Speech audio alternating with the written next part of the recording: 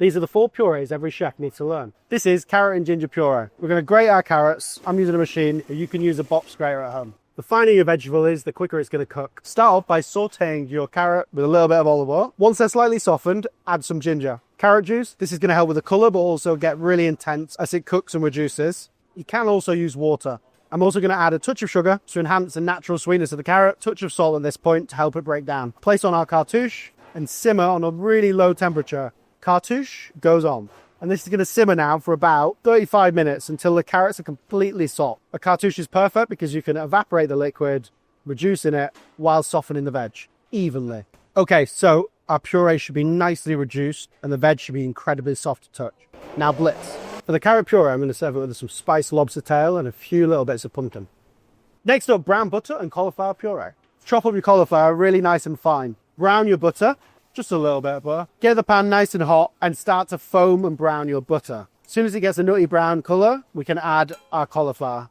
Saute all your cauliflower. Add a touch of salt at this point to help it break down. Okay, so we're looking for really nice, dark, even golden. And now we're going to add our cream and reduce the heat right down. This is a consistency you want, almost like a porridge-like consistency. So add it into your blender and add some Parmesan cheese. Now blitz. I'm going to plate the smoked cauliflower puree with some sea bass and a little bit of roasted broccoli. Beetroot and pork puree. Place into boiling water. Keep the skin on as it will keep the colour. Boil really slowly until the beetroots are fully cooked. While still warm, peel off the skin. This is pretty much the only job that I use disposable gloves for in the kitchen. Chop it up nice and fine. Get a pan nice and hot. Saute off a few shallot. Once they're lightly sweated down, add in your cooked beetroot. Add in a touch of port or red wine. Touch of vinegar. I'm using sherry vinegar. You could easily use a bit of balsamic. A couple of ladles full of the water from the beetroot pans. Now just cook with the cartouche until incredibly soft. Once it looks really nice and jammy, it's ready to blitz. Into the blender, I'm going to play the beetroot puree with a beautiful pan-roasted duck and some plum.